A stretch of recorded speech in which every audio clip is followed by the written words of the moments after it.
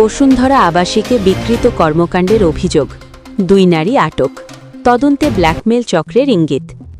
রাজধানীর অভিজাত এলাকা বসুন্ধরা আবাসিক এলাকায় অনৈতিক কর্মকাণ্ডের আড়ালে পুরুষদের জিম্মি করে অর্থ আদায়ের অভিযোগে এক নারী চক্রের সন্ধান পেয়েছে পুলিশ।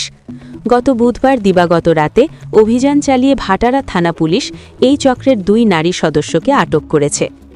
ঘটনার সূত্রপাত সম্প্রতি সামাজিক যোগাযোগ মাধ্যমে একটি ভিডিও ছড়িয়ে পড়ে। সেখানে দেখা যায় একটি বদ্ধ কক্ষে 2 নারী একজন পুরুষকে মারধর ও নির্যাতন করছেন। ভিডিওটি ভাইরাল হওয়ার পর বিষয়টি নিয়ে জনমনে ব্যাপক আলোচনা শুরু হয় এবং বিষয়টি আইন শৃঙ্খলা বাহিনীর নজরে আসে। এরপরই তদন্ত শুরু করে পুলিশি অভিযান। গোপন সংবাদের ভিত্তিতে ভাটারা থানা পুলিশ বসুন্ধরা আবাসিক এলাকার একটি ফ্ল্যাটে অভিযান চালায়। অভিযানে ভিডিওতে থাকা 2 নারীকে শনাক্ত করে আটক করা হয়। ফ্ল্যাটটি তল্লাশি করে বিভিন্ন সরঞ্জামও উদ্ধার করা হয়েছে বলে জানিয়েছে পুলিশ।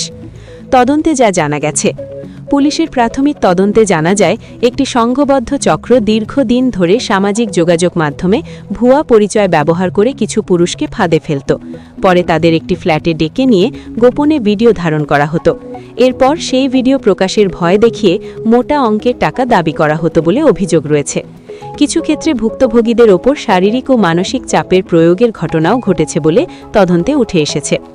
আইনি ব্যবস্থা, ভাটারা থানার ভারপ্রাপ্ত কর্মকর্তা জানিয়েছেন আটককৃতদের বিরুদ্ধে সংশ্লিষ্ট আইনে মামলা দায়েরের প্রক্রিয়া চলছে। এই ঘটনার সঙ্গে আরও কেউ জড়িত আছে কিনা এবং কতজন ভুক্তভোগী রয়েছে তা খতিয়ে দেখতে তদন্ত অব্যাহত রয়েছে। উল্লেখ্য, ঘটনাটি 30 এপ্রিল 2025 সালের হলেও সংশ্লিষ্ট ভিডিওটি সম্প্রতি সামাজিক যোগাযোগ মাধ্যমে ছড়িয়ে পড়ায় বিষয়টি নতুন করে আলোচনায় আসে।